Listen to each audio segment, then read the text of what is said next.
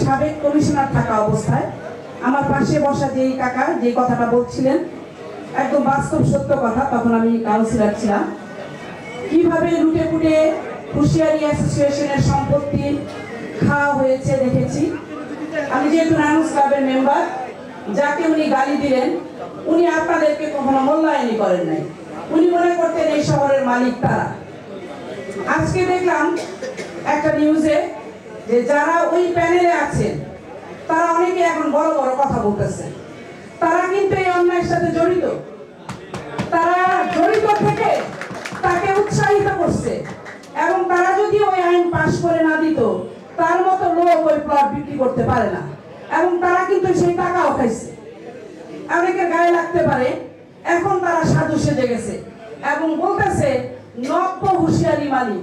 আর নব্য হুঁশিয়ারি মালিক তারা কিভাবে হইলো? তাদেরকে তো আপনারা যারা ব্যবসায়ী ছিল, যারা বিএনপি মাইন্ডেড ছিল, যারা আল্লাহ খোদার নাম নিত, তাদেরকে আপনারা জামাত বলে তাদের রেজিস্ট্রেশন কেটে দিছে। এবং যখন আমার হাজবেন্ডের নামটা ব্যক্তিগতভাবে আমি হুঁশিয়ারি এবং ফাহিম হুঁশিয়ারি ট্রেডার্স কেটে দেওয়া হলো, আমি খুব কষ্ট পাইছি যে আমার জামাই একজন ব্যবসায়ী সাধারণ মানুষ, উনি বিএনপি করে, এই জন্য ওনাকে আর ভোটার রাখা যাবে না। এরকম করে আপনারা 3 থেকে 400 মানুষের ভোটার আপনাদের যে হুঁশিয়ারি অ্যাসোসিয়েশনের যে নামগুলো ছিল সেগুলো আপনারা কাইটা দিচ্ছেন। অনেক ধরনের অত্যাচার আপনারা করছেন। সেই সাংগপাঙ্গদের নিয়ে আজকে যে প্যানেল করছেন সেই প্যানেল নিয়ে আবার বড় বড় কথা বলেন।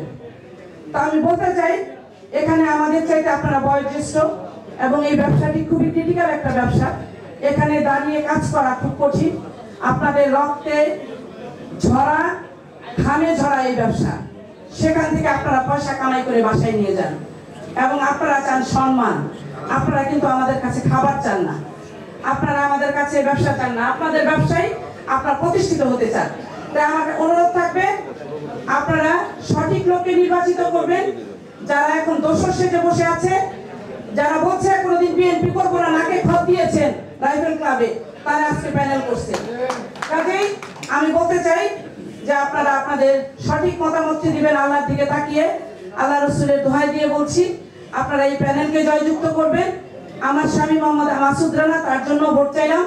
সবার প্রতি রইল সংগ্রামী শুভেচ্ছা এবং নির্বাচন কমিশন যিনি নির্বাচন পরিচালনা করছেন তার প্রতি আপনারা আস্থা রাখবেন। আপনারা দেখেছেন উনি নারায়ণগঞ্জ ক্লাবে একটি সুন্দর ইলেকশন করেছেন, যেটাতে আমি অংশগ্রহণ করেছি। ইনশাল্লাহ ভালো একটি ইলেকশন হবে আপনাদের সহযোগিতায়।